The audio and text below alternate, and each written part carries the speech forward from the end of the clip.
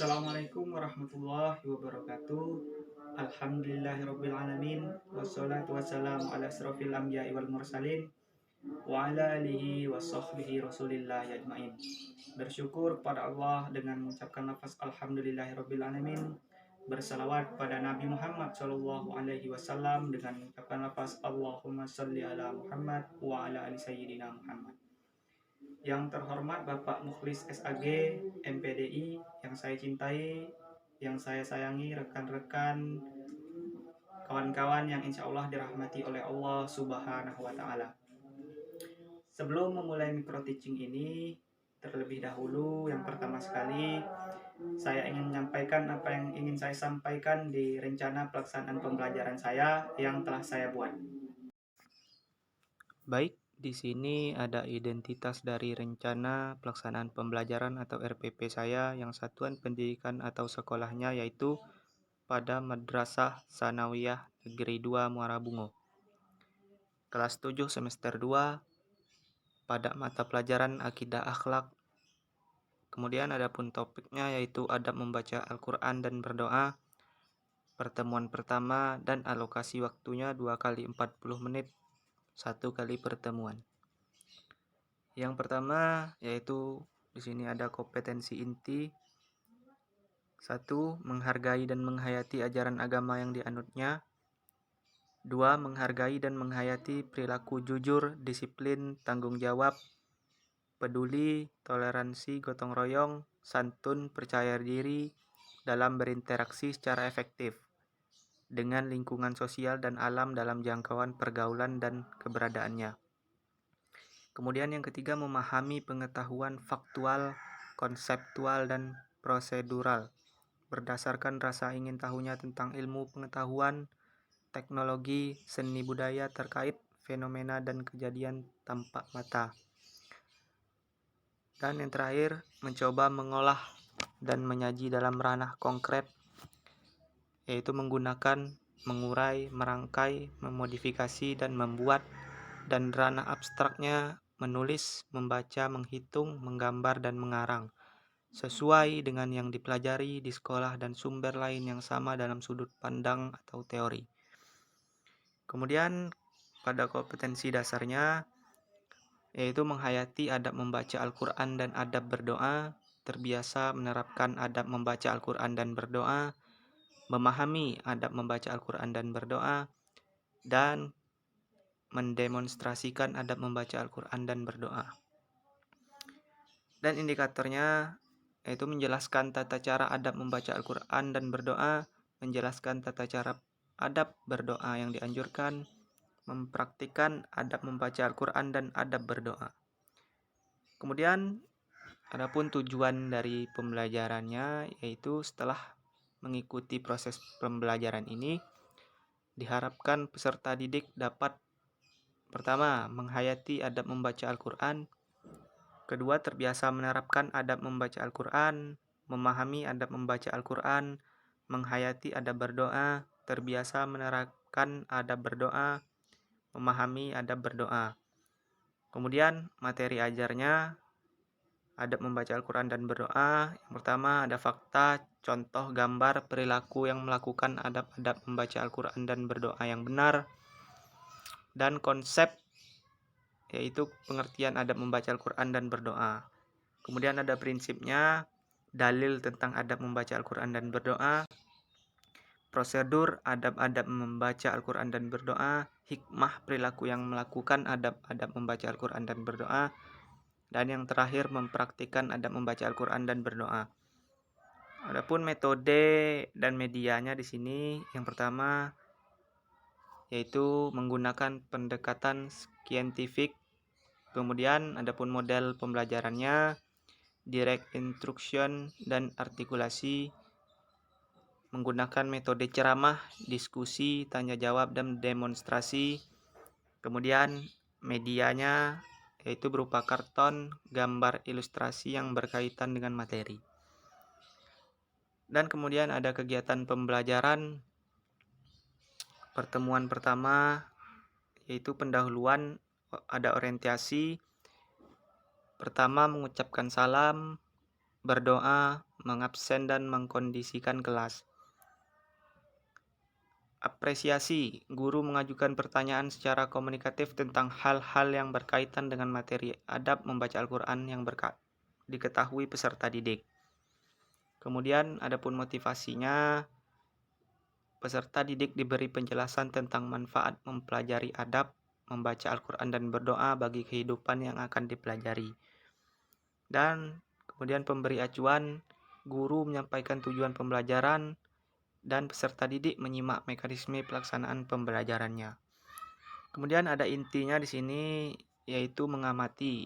Peserta didik nantinya memperhatikan dan merenungkan contoh gambar atau video atau fenomena tentang adab membaca Al-Quran dan berdoa yang ada pada rubrik. Kemudian peserta didik mendengarkan penjelasan guru tentang gambar yang diamati.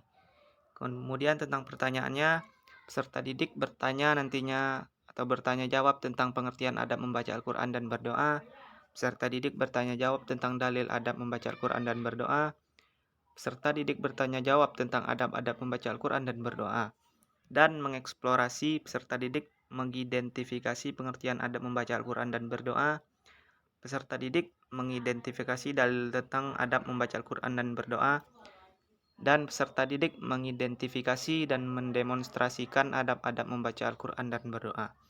Kemudian penutupnya, guru membuat simpulan tentang materi ajar, guru mengadakan evaluasi, guru menugaskan peserta didik mencari materi tentang adab membaca Al-Quran dan berdoa dari berbagai sumber, baik majalah, buku, internet, narasumber sebagai refleksi.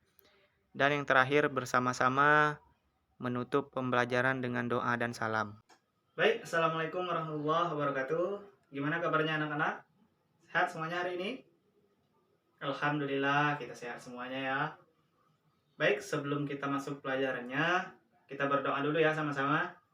Bismillahirrahmanirrahim. Rabbis rahli sadri wa yassirli amri wahlul 'uqdatam min lisani yafqahu qawli. Amin. Alhamdulillah, tadi kita sudah berdoa. Sekarang Bapak mau mengabsen dulu. Coba Bapak minta kalian lihat temannya di sebelah. Siapa kira-kira yang tidak masuk pada hari ini? Masuk semua ya? Alhamdulillah, kita masuk semua. Kalau begitu, jika kita masuk semua berarti jumlah kita pas 20 orang. Baik, sebelum masuk materinya, Bapak ingin bertanya dulu pada kalian nih. Siapa yang tahu di sini apa-apa saja adab dari membaca Al-Quran dan berdoa? Ada yang tahu? Ya, belum ada yang tahu ya. Baik, Bapak jelaskan dulu. Apa sih Pak manfaatnya berdoa dan membaca Al-Quran harus memakai adab? Nah, Al-Quran itu kan merupakan kalamullah. Jadi selain kita harus suci sebelum membacanya, kita juga harus mempunyai adab. Jadi tadi selain kita harus suci saat membacanya, kita juga harus mempunyai adab sebelum dan saat membaca Al-Quran. Nah, manfaatnya yaitu jika kita beradab saat membaca Al-Quran, insya Allah kita akan mendapat pahala plus dari Allah Subhanahu wa Ta'ala.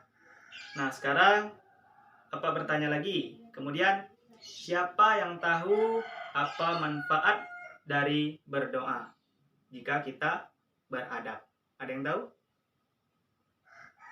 Ya, coba Dirga. Baik, Bapak ulangi ya, kata Dirga. Doa kita akan dikabulkan oleh Allah Subhanahu wa Ta'ala. Betul, kata Dirga. Manfaatnya apabila kita beradab saat berdoa, insya Allah doa kita akan diijabah oleh Allah Subhanahu wa Ta'ala. Nah, dari Abu Hurairah radhiyallahu anhu, Rasulullah Shallallahu alaihi wasallam bersabda, "Ad'ullaha wa antum muqinu nabil ijabah." yang artinya berdoalah kepada Allah dalam keadaan engkau yakin akan dikabulkannya doa. Jadi apabila kita berdoa kepada Allah, kita harus yakin bahwasanya doa kita akan dikabulkan atau diijabah oleh Allah Subhanahu wa taala. Baik, di sini Bapak telah memberikan ada gambar ilustrasi dari adab saat membaca Al-Quran dan adab saat berdoa. Di sini yang pertama yaitu berniat ikhlas. Jadi saat kita membaca Al-Quran itu harus ikhlas ya. Dan kemudian membaca Al-Quran dalam keadaan suci. Nah, saat membaca Al-Quran ini kita harus dalam keadaan suci. Bagaimana caranya? Yang pertama, kita bisa berwudu terlebih dahulu.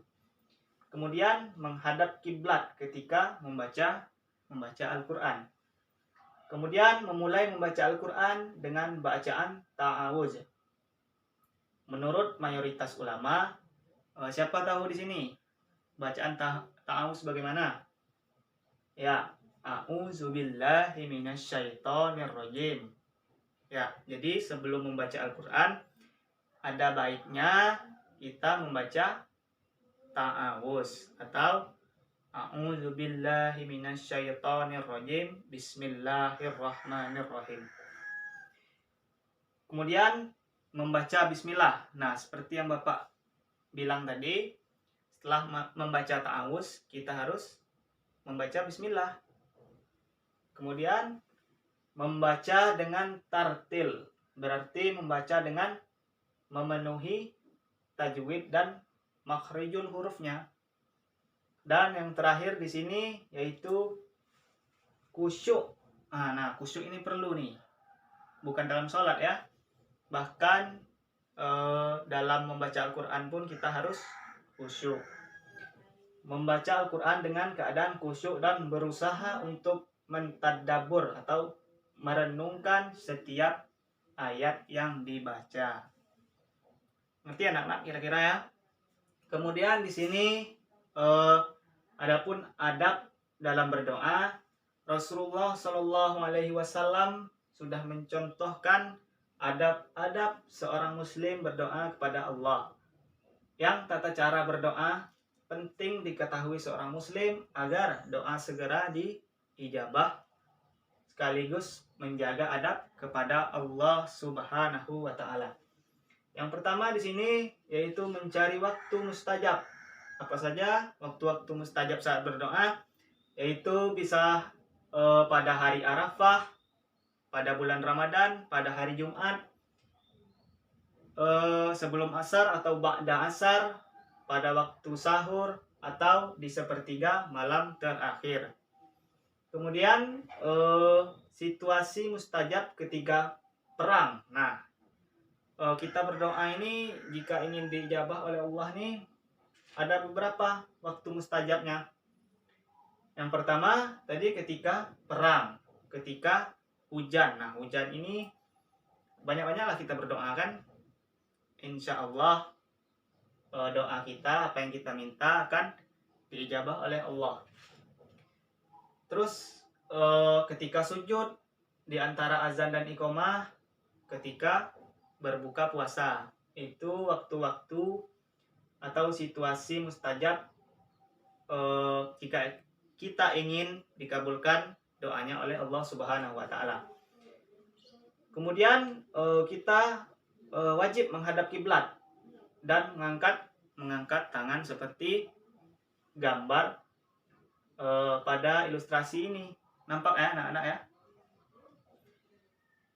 Kemudian seterusnya kita melembutkan suara kita saat berdoa. Kemudian juga tidak berlebihan menyusun kalimat doa. Khusyuk, merendahkan hati dan penuh harap kepada Allah. Nah, seperti hadis tadi, kita harus berharap dan yakin jika doa kita akan dikabulkan oleh Allah Subhanahu wa taala. Nah, di sini juga nih yakin doa kita dikabulkan. Yang tadi ya Bapak jelaskan tadi. Kemudian mengulang-ulang dan merengek saat berdoa. Nah, berdoa ini bukan cuma sekali ya. Kita harus mengulang-ulangnya, mengulang-ulang lah istilahnya. Insya Allah doa kita akan dikabulkan oleh Allah Subhanahu wa taala. Kemudian dimulai dengan memuji Allah dan bersalawat kepada Rasulullah Shallallahu Alaihi Wasallam. Perbanyak taubat, hindari mendoakan keburukan. Nah, itu tuh kita harus menghindari atau janganlah mendoakan keburukan, apalagi mendoakan keburukan untuk orang lain. Doakan yang baik-baik saja ya. Kemudian yang terakhir di sini menghindari makanan dan harta haram. Nah, jelas ya anak-anak. Baik, kira-kira ada yang ingin ditanyakan dari apa yang Bapak jelaskan tadi tentang materi kita pada hari ini? Ya, coba Rizky langsung aja pertanyaannya. Baik Rizky, Bapak ulangi ya pertanyaan Rizky tadi. Ada tidak Pak surah Al-Quran tentang berdoa? Begitu ya Rizky kira-kira. Baik, dalam surah Al-A'raf ayat 55 yang berbunyi Ad'u rabbakum tadarruan wa khufyah innahu la yuhibbul muhtadin. Yang artinya berdoalah kepada Tuhanmu dengan rendah hati dan dengan suara yang lembut.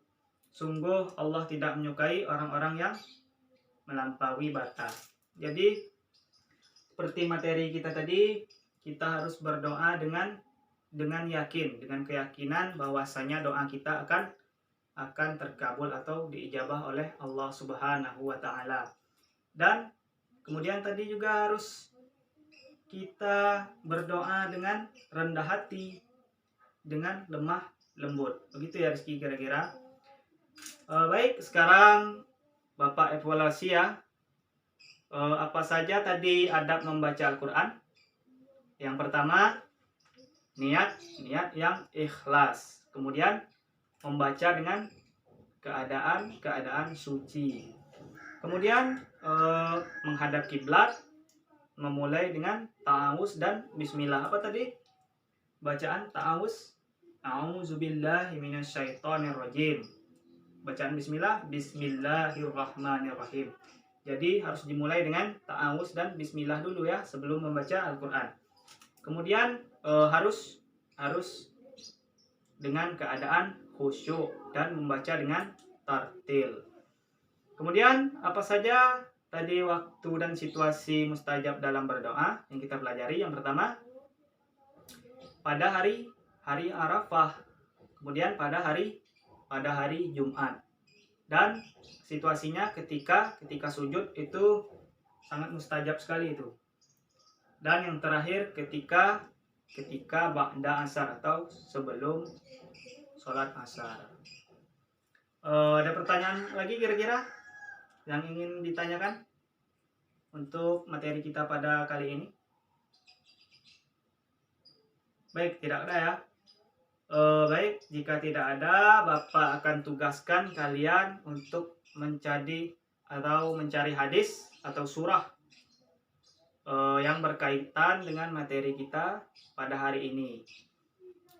Bisa cari materinya, itu sumbernya di internet boleh, di buku boleh, di majalah boleh, terserah ya.